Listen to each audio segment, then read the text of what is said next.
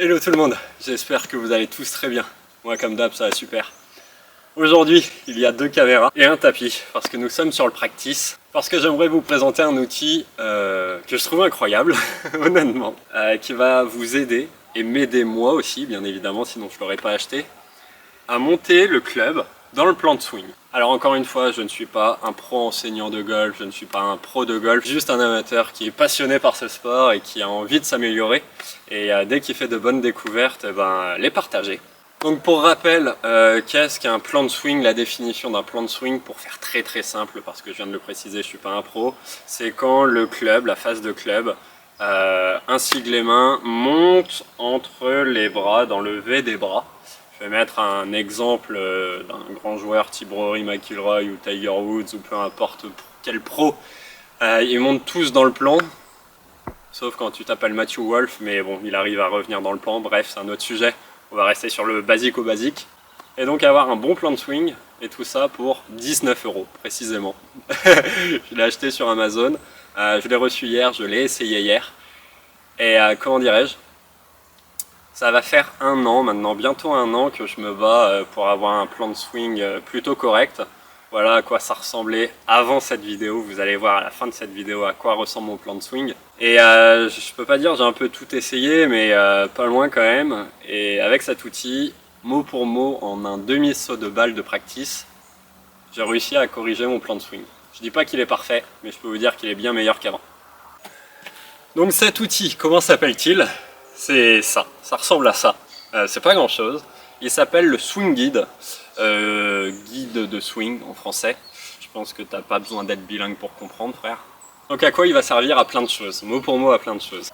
Donc on va essayer de faire simple, même si on va revenir un peu plus en détail dans cette vidéo de son utilité. Mais pour résumer en fait son utilité première, il va vous permettre d'avoir bien évidemment une montée dans le plan de swing, en ayant les poignets qui arment au bon moment de la bonne manière, avec une face de club square en haut, donc très certainement square à l'impact, ce qui va vous permettre en fait d'avoir des trajectoires plus régulières, donc par conséquent des contacts normalement plus réguliers. Donc, comment il s'installe? Moi ce que je vous conseille de prendre déjà pour commencer, c'est un club relativement petit et ouvert. Là en l'occurrence, moi je viens de prendre mon sand wedge, enfin même mon lob wedge, mon 58 degrés. Je sais qu'on est nombreux à vouloir taper le driver directement et à vouloir faire ces tests sur le driver. C'est pas une bonne idée, vous risqueriez de vous faire mal en plus de ça. Même si on va taper le driver sur cette vidéo, vous inquiétez pas. Donc, on vient glisser ça sur le shaft. On vient le monter jusqu'au grip, on va aller le positionner sur le grip. Alors ce que je vous conseille, c'est de le positionner déjà pour faire vos premiers essais, 3 cm par rapport au début du grip. Pourquoi? Parce que en fait, si vous le positionnez trop bas, vous allez devoir armer pour aller au contact et ça va être presque douloureux. A l'inverse, s'il est beaucoup trop haut, outre que vous ne pourrez pas positionner vos mains, c'est surtout que vous n'allez même pas pouvoir armer vos poignets, que vous serez déjà embuté. Donc faites vos tests déjà, essayez de trouver la position qui vous semble la plus confortable. Pour ma part, c'est environ 3 cm après le départ du grip. Et donc pour savoir s'il est bien positionné, il y a un trou juste ici. Il vous suffit de regarder dedans et il faut que en fait ce trou qui est une ligne en fait percée, pour faire simple, il faut qu'elle soit parallèle au stri du club. C'est la chose en fait la plus importante parce que si ce n'est pas le cas, vous allez avoir soit une face de club fermée si le guide est trop à gauche par rapport à la face de club, s'il est trop à droite vous aurez une face de club ouverte et ça va jouer dans son intégralité sur le mouvement et sur la trajectoire de balle. Donc s'il y a quelque chose à faire attention, c'est bien ça. Ok, c'est parallèle, et j'ai plus qu'à visser. Et je le précise tant que je suis en train de visser, mais aucunement je suis payé par une quelconque marque ou j'ai un partenariat avec Swing Guide, pas du tout. Voilà, c'est juste que j'ai fait une belle découverte et je voulais vous la faire partager. D'ailleurs en commentaire si vous avez des objets, des outils d'entraînement au golf où vous vous êtes posé la question est-ce que c'est intéressant ou pas, est-ce que je l'achète ou pas, n'hésitez pas à l'écrire en commentaire et je me ferai un plaisir de l'essayer s'il n'est pas trop cher bien évidemment. Ok, il est positionné. On va taper des balles, bien évidemment. Avant de taper des balles, on va voir ce qu'il faut faire et surtout ce qu'il ne faut pas faire. Déjà, ce qu'il ne faut pas faire, c'est abandonner au bout de 3 balles. Pourquoi? Parce que hier, quand je l'ai essayé pour la première fois, j'arrivais pas. Je ne touchais pas la balle, j'arrivais pas à bien le positionner. Et dans ces moments-là, on a vite envie d'abandonner, mais je vous assure que faites l'effort de persévérer. Il m'a pas fallu beaucoup de temps, il m'a fallu un demi-saut, mot pour mot, donc une bonne quinzaine de balles.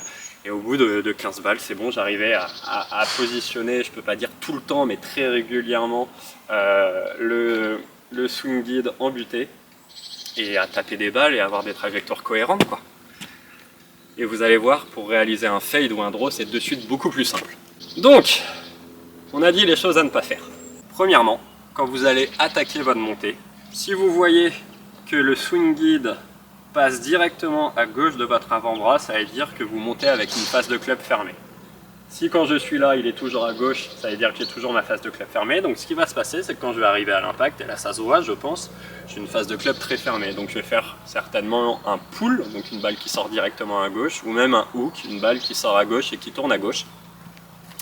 A l'inverse, si quand je monte, hop là, le swing guide est entre mes bras, j'arme, il est toujours entre mes bras. Vous le voyez, on a le poignet déjà qui est complètement cassé, ce qui signifie qu'on a une face de club complètement ouverte. Donc, c'est pas compliqué, pour faire simple, poignet bombé, face de club fermée, poignet cassé, face de club ouverte. Ça, je pense que je vous ne l'apprends pas. Mais bon, grâce à cet outil, en fait, vous le verrez très vite si vous arrivez face de club fermée ou ouverte à l'impact.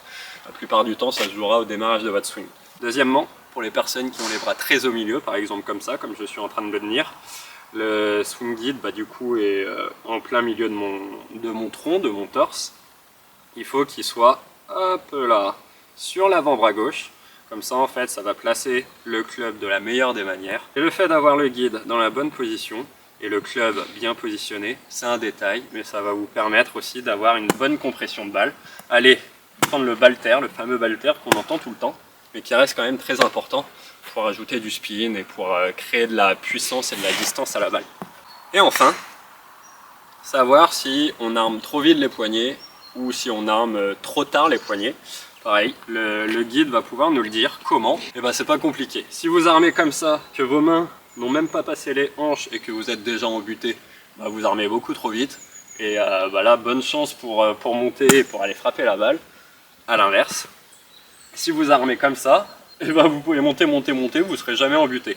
Et là, j'ai quand même la face de club qui m'est passée devant moi, quoi. Donc là, c'est du vrai Matthew Wolf. Bon, assez de blabla, tapons des balles. Donc, ce qu'il faut faire avec ce guide. Il y a déjà plusieurs vidéos sur YouTube, mais en anglais, il me semble. En tout cas, j'en ai pas trouvé en français. Donc ça pourra peut-être aider les personnes qui utilisent cet outil. La chose la plus importante, en fait, quand on y pense, c'est le départ du swing. C'est pas la descente du swing, c'est le backswing et non pas le swing qui va tout diriger. Bon, c'est quand même pas mal gelé, donc à mon avis, ça va mal réagir. Je vais taper une balle histoire de dire que je chauffe quand même. Et après, on va revenir en détail sur ce qu'il faut faire.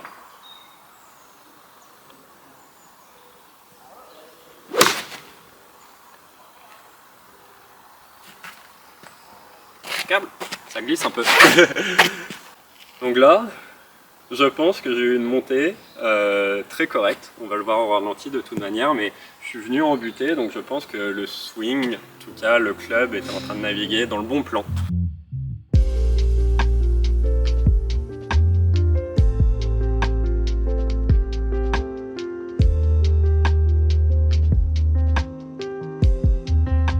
Bref, on revient en détail parce que je viens de taper une balle comme ça, un peu comme un bourrin.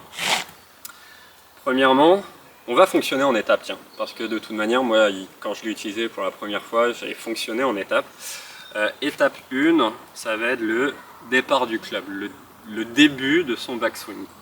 Ce qu'il faut faire, c'est avoir les mains le plus neutres possible, les poignets le plus neutres possible, qu'il n'y ait pas d'action des mains ni des poignets. Pour ça, moi, j'essaye de me sentir le plus détendu possible, le plus léger possible, avoir les épaules détendues, décontractées. Et quand je vais monter le club, comment dirais-je? Comme si en fait c'était la gravité qui tenait mon club au sol Du coup, bah voilà, il est en train de naviguer ce club et je suis pas en train de faire ça ou je suis pas en train de faire ça, tu vois, je suis détendu et voilà, le club se fait attirer par la terre tout simplement avec la gravité. C'est ce que je vous conseille parce que voilà, c'est le départ du swing, c'est quand même quelque chose, je pense, de très important qui va, au final, qui va diriger la suite de votre swing. Donc évitez au maximum d'armer direct parce qu'en fait, c'est vous contrôlez le club et vous laissez pas réagir le club, quoi. Donc, ok, on reste le plus neutre possible. On essaye même de faire en sorte que les mains aient passé les hanches et que la gravité agisse encore sur le club, tu vois. Moi, j'aime bien à peu près cette hauteur-là avant d'armer les poignets. Et surtout, je vais mettre une balle. On monte pas extérieur à la balle, on monte pas intérieur à la balle, on essaye de monter le plus possible en ligne à la balle, quoi. Dans un premier temps, après, si vous voulez monter un peu extérieur, un peu intérieur pour faire une trajectoire particulière, oui. Mais moi, je pense que pour l'entraînement, honnêtement, en tout cas, moi, c'est ce que j'ai fait, ça a plutôt bien fonctionné. C'est que j'ai essayé de monter le plus neutre possible, le plus en ligne face à la balle, quoi. Étape 1, on monte en ligne face à la balle tout en laissant le club réagir à la gravité, en fait, tout simplement. Une fois qu'on a fait ça, qu'on est là, on va passer à l'étape 2, l'armement des poignets. Comment on va faire? Eh ben, c'est pas compliqué, c'est que si le club est trop devant nous, quand on va armer, encore une fois, le guide va passer entre nos bras, va pas aller en butée sur mon avant-bras gauche. A l'inverse, si le club est trop derrière moi, quand je vais vouloir armer, il va passer à gauche de mon avant-bras. Donc, ce qu'on va faire, c'est qu'on va faire un nombre d'essais, enfin le nombre d'essais qu'il faudra tout simplement, mais on va essayer d'aller chercher de manière régulière une butée. Hop, tu vois, là, le guide du swing est en butée totale sur mon avant-bras, ça veut dire que le club est bien positionné, il est quasiment à la verticale. Et c'est bien, voilà, c'est là où il est léger en fait, parce que si le club est là, ben je sens que tu vois, ça pousse par ici. Si le club est là, je sens que la gravité agit par là, alors que si le club est tout droit, eh ben j'ai juste à descendre les bras et ça fera, voilà, ça fera pas de par-dessus ou quoi que ce soit. Enfin bref, ça c'est pas à moi de le raconter, c'est un professionnel. Donc voilà pour l'étape 2, on cherche vraiment à avoir le contact direct en butée, comme ça, on va le faire plusieurs fois. Et enfin, quand on a fait ces deux étapes et qu'on les, je peux pas dire maîtrise, mais qu'on commence à prendre des sensations, parce que c'est le but de ces deux étapes, c'est commencer à prendre en sensation, on enlève la balle et on va commencer par faire des swings d'essai.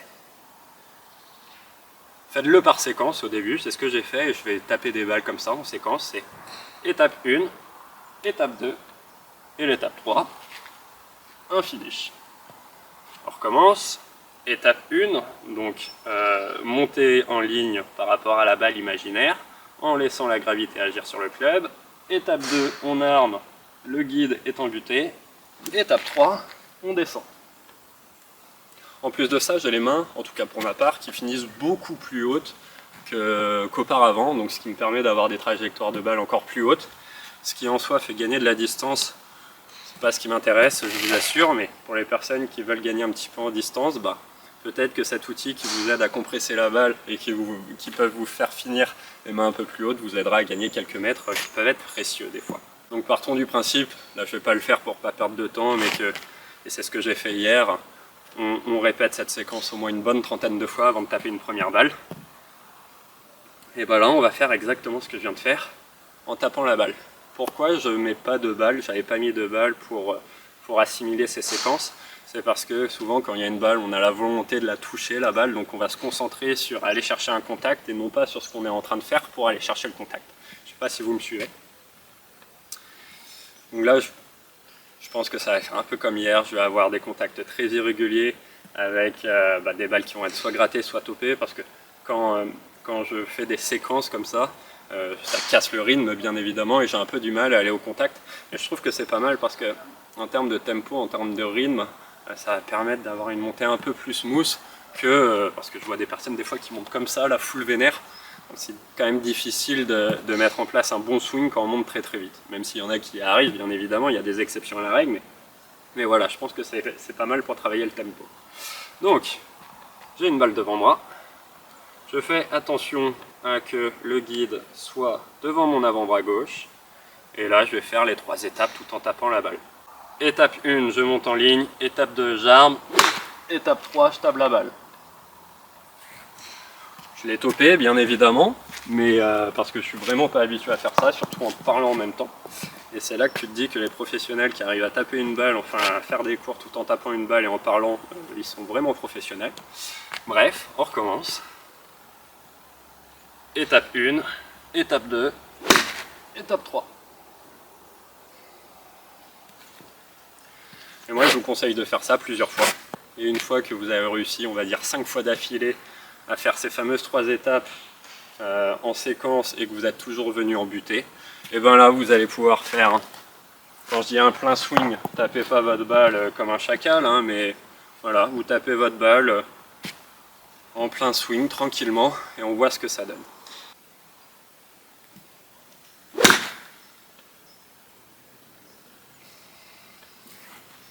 Bon, les contacts sont pas dingues. Et là, il faut vraiment que j'ai un contact parfait parce que j'ai le club qui rebondit un petit peu. Si je me mets là-dessus, quoique. Bon, c'est raide aussi, mais je pense que ça va s'assouplir. Bon, par contre, j'ai le club qui rebondit, mais j'ai les marques des balles en plein milieu de la face de club. Donc ça, c'est quand même une bonne nouvelle.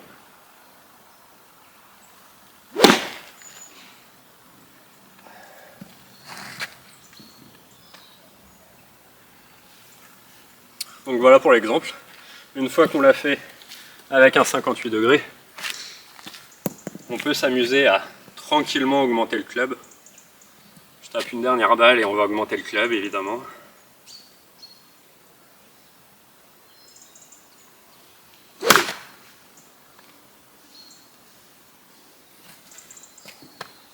Impeccable. Impeccable. Je le précise, mais oui, je l'ai dit que j'avais pris un fer 7, mais j'ai des grips en mid-size, donc un peu plus gros que la taille standard, et il se met très bien ce guide, donc tant mieux d'ailleurs. Allez, fer 7, on répète, on n'a pas peur, oui, il peut arriver des topettes, des grattes, des fades, des draws, mais voilà, on s'en fout, le but c'est encore une fois, on se concentre sur la montée, étape 1, étape 2, étape 3. On s'en fout d'où ça va, le but c'est vraiment de prendre en sensation et il y a un moment on va même pouvoir l'enlever. Moi c'est ce que je vous conseille en fin de parcours, enfin en fin d'entraînement, c'est enlevez-le et essayez sans et vous allez voir que tout va bien se passer quoi.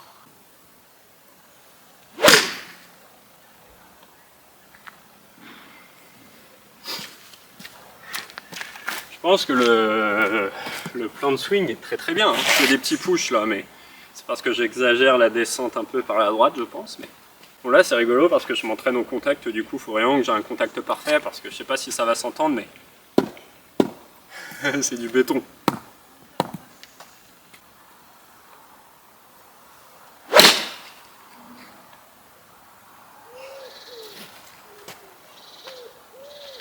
Impeccable.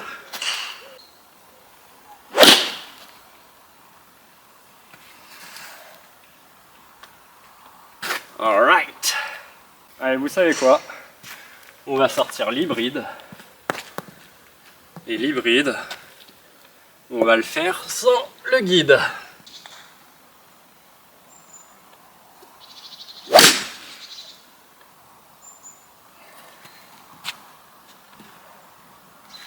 Pas sûr d'être monté dans le plan, on verra, mais...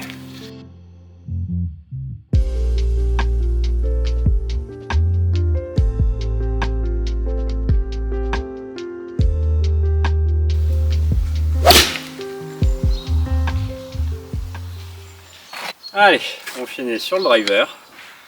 Et je pense qu'on aura fait un tour pour cet outil dans cette vidéo que je vais utiliser très régulièrement quand je ferai mes séances de practice, je vous l'assure.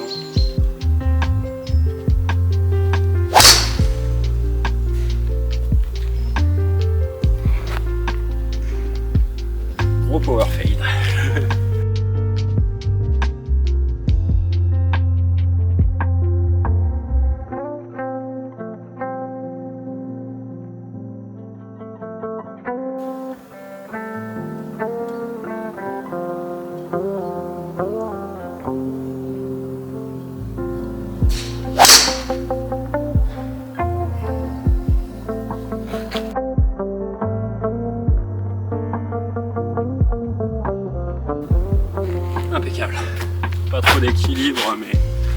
impeccable.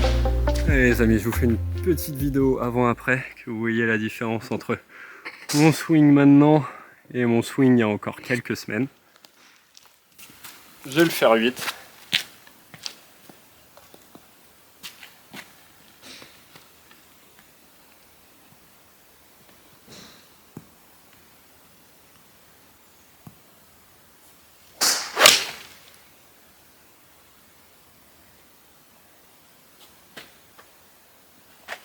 Elle est pure.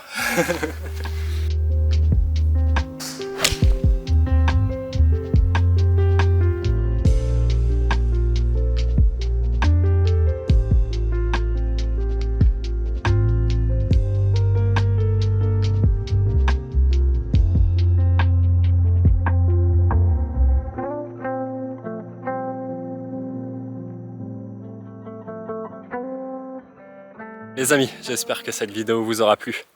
Voilà, je voulais un petit peu tester les outils qui sont mis à disposition pour nous golfeurs qui nous permettent idéalement de nous améliorer. C'est vraiment une belle surprise, même si j'imagine que tout n'est pas parfait dans cette vidéo, que ce soit mes explications ou mon swing. Et par rapport à ce que je faisais avant, en 2 séances de practice, les changements sont dingues, vraiment. Donc ouais, je vous invite vraiment à l'acheter si vous avez des problèmes de plan de swing. Évidemment, je vous force à rien. Je m'en fiche un petit peu d'ailleurs, mais je vous assure que si vous cherchez un outil pour améliorer votre plan de swing, mais aussi vos trajectoires de balle, en termes de rapport qualité-prix, je pense que c'est le meilleur. En attendant, je vous remercie d'avoir regardé cette vidéo. Je vous dis à très vite. Ciao tout le monde.